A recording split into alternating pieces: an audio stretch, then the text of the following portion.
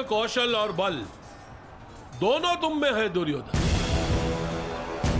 परंतु लगता है तुम्हारे आचार्य द्रोण ने तुम्हें गदा युद्ध में प्रवीण नहीं किया। तुम्हें और प्रशिक्षण की आवश्यकता है दुर्योधन।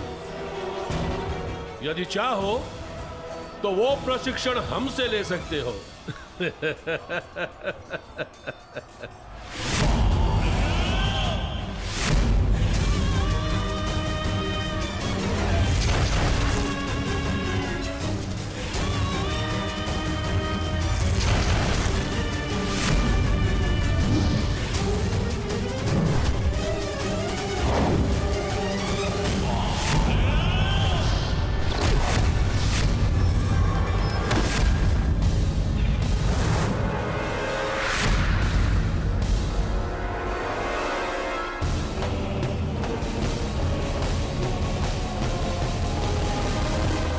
यदि तुम हस्तिनापुर के होने वाले सम्राट हो तो हमें हस्तिनापुर के भविष्य पर दया आती है।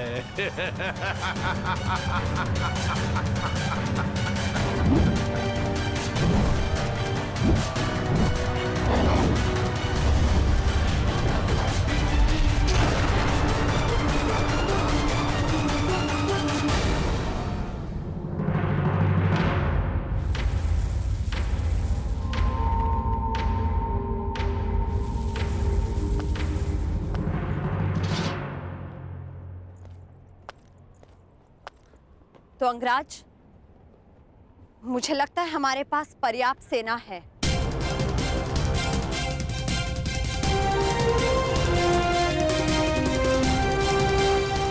ये मेरा युद्ध है रुशाल। यदि तुम्हें तनिक भी चोट पहुंची तो मैं स्वयं को क्षमा नहीं कर पाऊंगा। अंगराज, आप भूल रहे हैं कि मैं भी अंग की प्रजा हूं और हर परिस्थिति में अपने राजा के साथ हूं।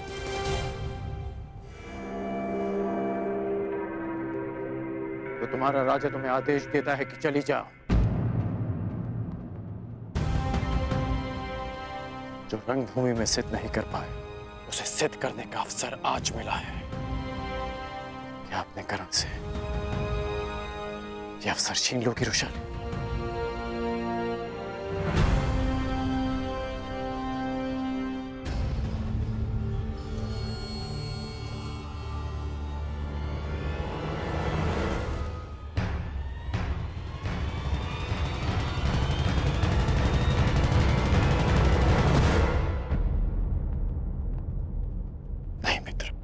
आज आपके हाथ प्रहार नहीं करेंगे,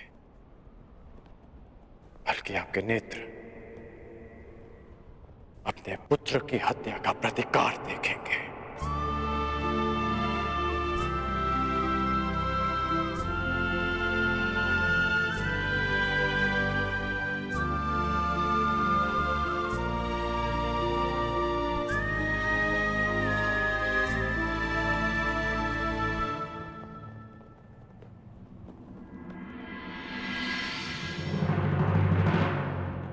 क्या हुआ अंगराज, कहीं भयभीत तो नहीं हो गए?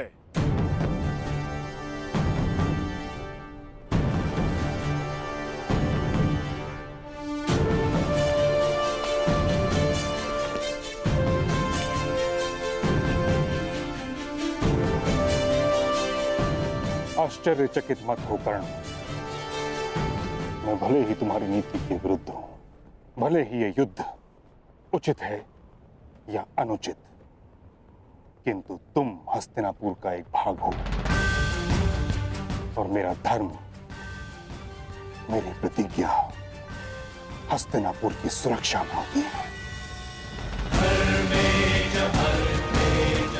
भले ही मुझे तुम्हारी रक्षा करनी पड़े।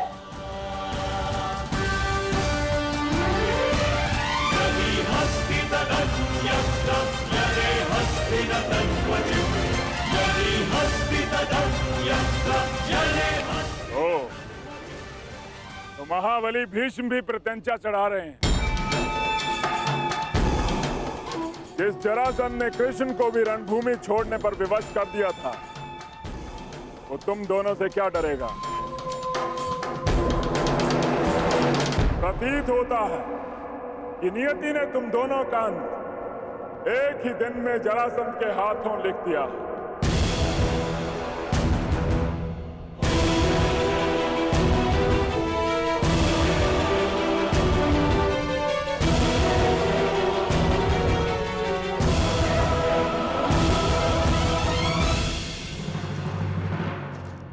प्रणिपात, पांचाल नरेश द्रुपद ने संदेशा भिजवाया है।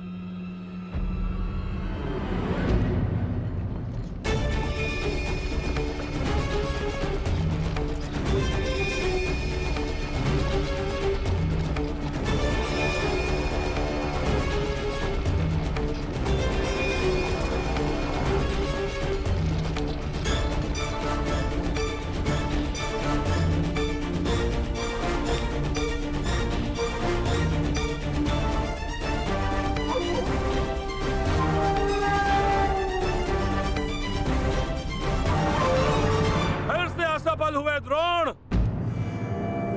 एक ही दिन में दो बार असफल। पहली असफलता पांचाल नरेश द्रुपद की शक्ति को कम आंकना, और दूसरी असफलता अपने इन शिष्यों की क्षमता को अधिक आंकना। दया आती है द्रोण, क्या अपने इन्हीं शिष्यों की क्षमता पर तुम पांचाल नरेश द्रुपद को ललकारने की चेष्टा कर रहे थे? लज्जा आती है द्रोण, तुम्हें अपना सहपाठी कहते हुए। कभी हमने साथ में शिक्षा ग्रहण की थी, अब क्या करो? भिक्षा मांगोगे?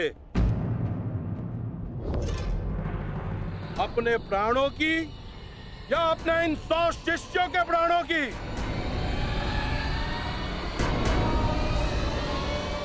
भिक्षा कैसे मांगते हैं ये तो स्मरण होगा ना?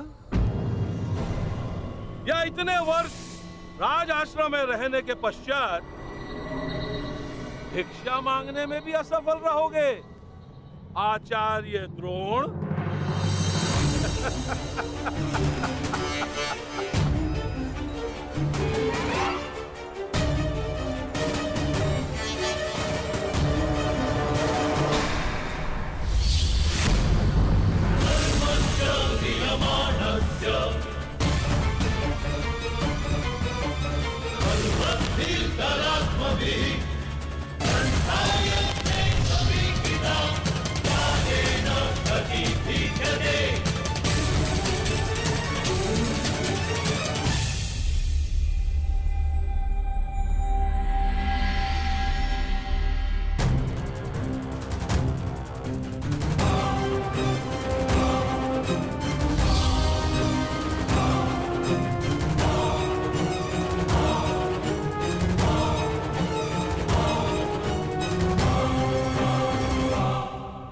असफल तुम्हें होना है द्रुपद। मेरे शिष्यों की योग्यता को तुमने कम में आंका है।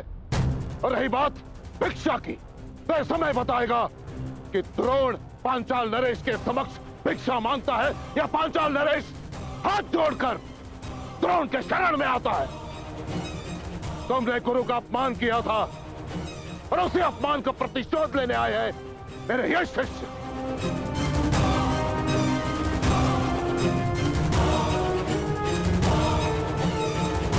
तो तुम्हारे तुनीर में अब भी एक बाण शेष है। एक नहीं द्रुपद,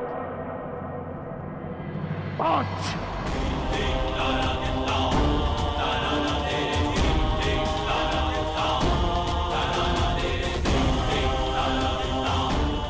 तो चुनौती प्रस्तुत करो।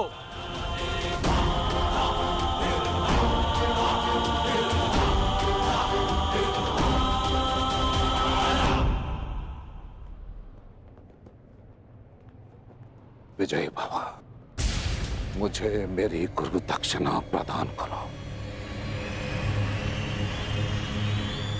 द्रुपद।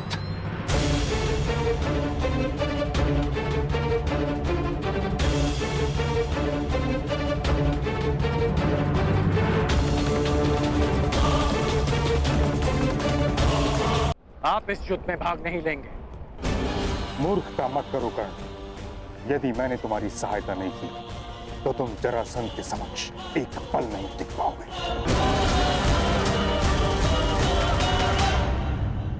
कदाचित महामहिम भूल रहे हैं कि उन्होंने क्या कहा था कि हस्तिनापुर की सुरक्षा उनका पहला उद्देश्य है। आपके धनुष से छूटा एक बाण हस्तिनापुर को महायुद्ध की अग्नि में झुलसा देगा। इसलिए आप इस युद्ध में सम्मिलित नहीं हो सकते।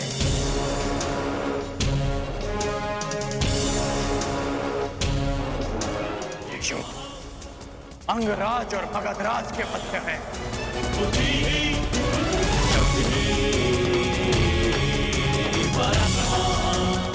अंगराज कर्ण युद्ध के लिए प्रस्तुत है। मगधराज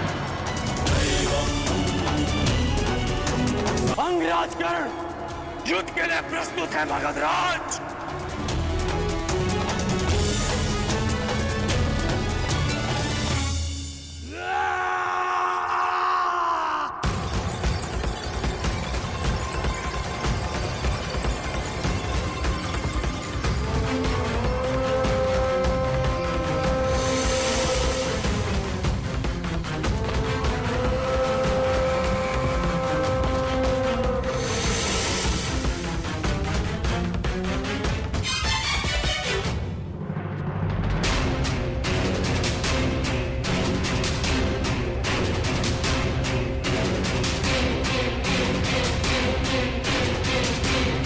युद्ध के लिए अपना शस्त्र चुन लो अंगराज।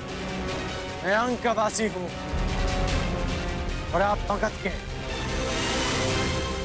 इस नाते आप हमारे अतिथि हुए, इसलिए मैं आपको अवसर देता कि जिस विद्या में आप निपुण हैं उसका प्रयोग आप कर सकते हैं। तुम्हारी दृष्टि में मैं अतिथि हूं, किंतु मेरी दृष्टि में तुम शत्रु होकर और जरासंध अपने शत्रु के सबसे प्रबल पक्ष को ध्वंस करने में विश्वास रखता है। सुना है धनुर्धारी हो तुम, मैं धनुष से ही तुम्हें ललकारूंगा।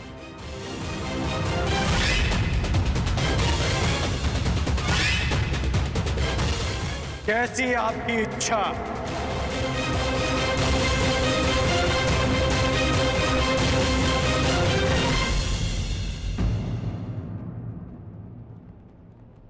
रथ प्रस्तुत है अंगराज।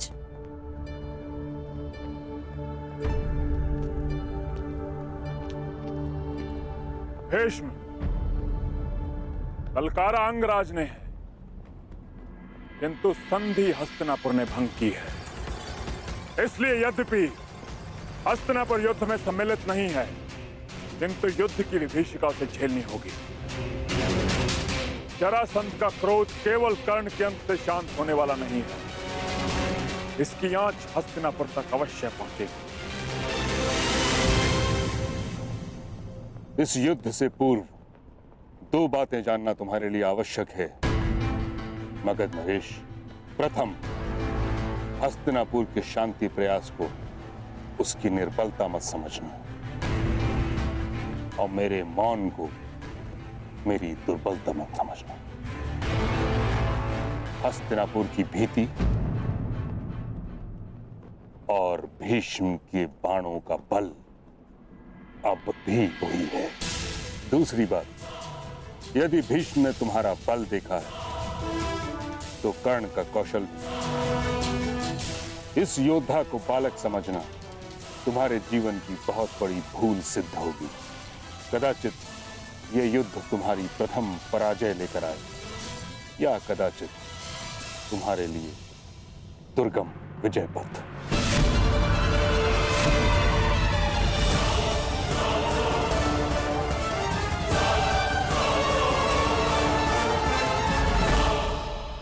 कर्ण, यह कहने की आवश्यकता नहीं कि तुमने संसार के सबसे भीषण प्रतिद्वंदी को ललकारा है।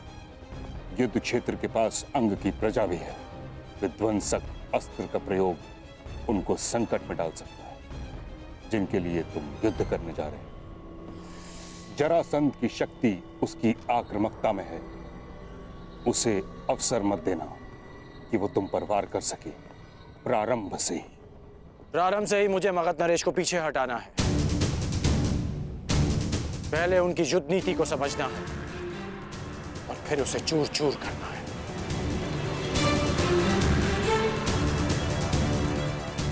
आप भूल रहे हैं मां महिम कि हम दोनों एक ही गुरु के शिष्य हैं। मुझे स्मरण है कर्ण, और तुम भी स्मरण रखना कि ये कोई रंग भूमि नहीं, वास्तविक युद्ध भूमि है। और तुम्हारे समक्ष कोई राजकुमार नहीं, संसार का सबसे विकट प्रतिद्वंदी खड़ा है। मेरा लक्ष्य केवल परिवर्तन है मां महिम। मेरा केवल एक ही शत्रु है, अन्याय, जो हर बार नए रूप में आता है, रंगभूमि में राजकुमार बनकर और युद्ध भूमि में मगध नरेश बनकर। परंतु ये राधेकर्ण जीते जी इस अन्याय से कभी हार नहीं मानेगा। ईश्वर करे तुम्हें विजय प्राप्त हो कर्ण। यदि तुम पराजित हुए तो मुझे स्वयं को युद्ध में सम्मिलित करना हो, जिसका अर्थ है हस्तिनापुर को युद्ध की अग्नि में झोंकना। तुम्हारे मित्र दुर्योधन ने तुम पर विश्वास किया है, उसकी परीक्षा में खरे उतरना है तुम्हें कर्ण। मैं वचन देता हूं मां महिम कि अपने मित्र के विश्वास की लाज रखूंगा, परंतु आपको भी वचन देना होगा कि आप मेरे कहे बिना इस युद्ध में सम्मिलित नहीं होंगे। तुम करना क्या चाहते हो कर्ण? ये युद्ध केवल अंगराज और मगध नरेश के मध्य नहीं, ये युद्ध अंग की प्रजा का, उनके भीतर छिपे भय से भी है। और भय के अंधकार में सोई अंग की प्रजा को मैं जगाना चाहता हूं। इसलिए आपसे वचन चाहिए कि जब तक मैं ना कहूं, आप अपना धनुष नहीं उठाएंगे। मेरा आशीष है कर्ण, विजयी वही हो जो अधिक श्रेष्ठ हो।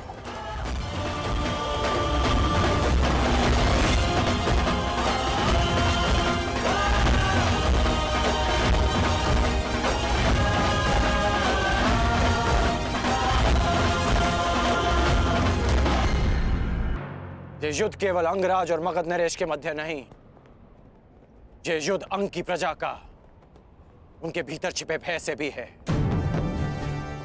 और भय के अंधकार में सोई अंग की प्रजा को मैं जगाना चाहता हूं।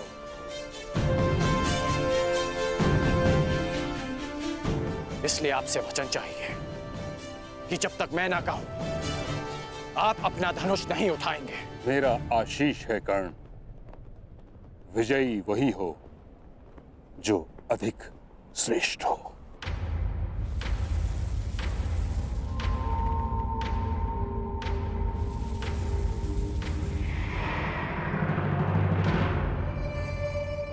पांचाल नरेश, प्रणाम स्वीकार करें।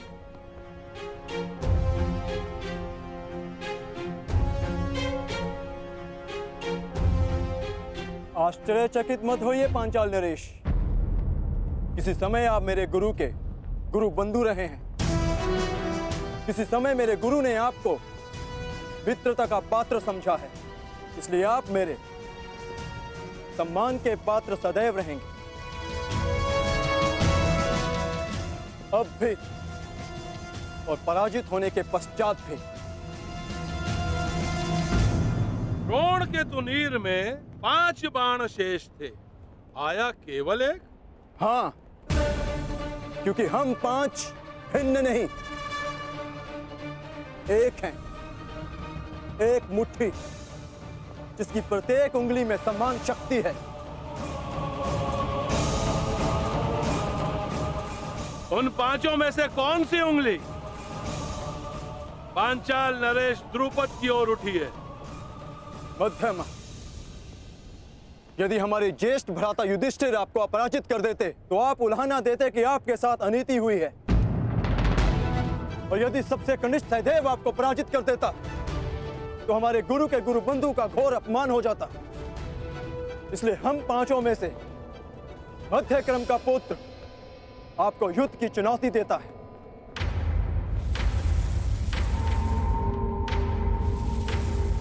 तर्क अद्भुत है बालक। नाम क्या है तुम्हारा? पांडुपुत्र द्रोण शिष्य अर्जुन। बहुत समय पश्चात ऐसा संस्कारी, सक्षम और विनम्र राजकुमार देखा है। मेरे संस्कारों का परिचय तो मेरे प्रणाम ने दे दिया। मेरे कौशल का परिचय मेरे बाण देंगे। युद्ध आरंभ करो अर्जुन।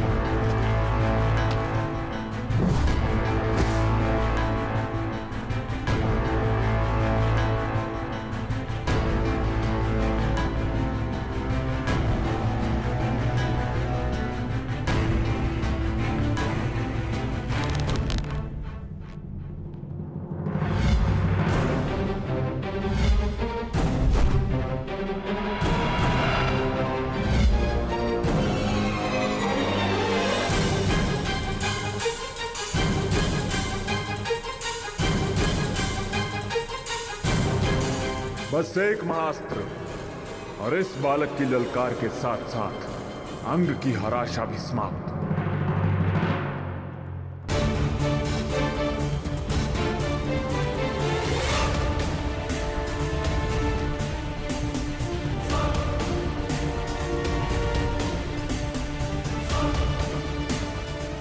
मुझे मगध नरेश को दिव्यास्त्र संधान का अवसर नहीं देना है।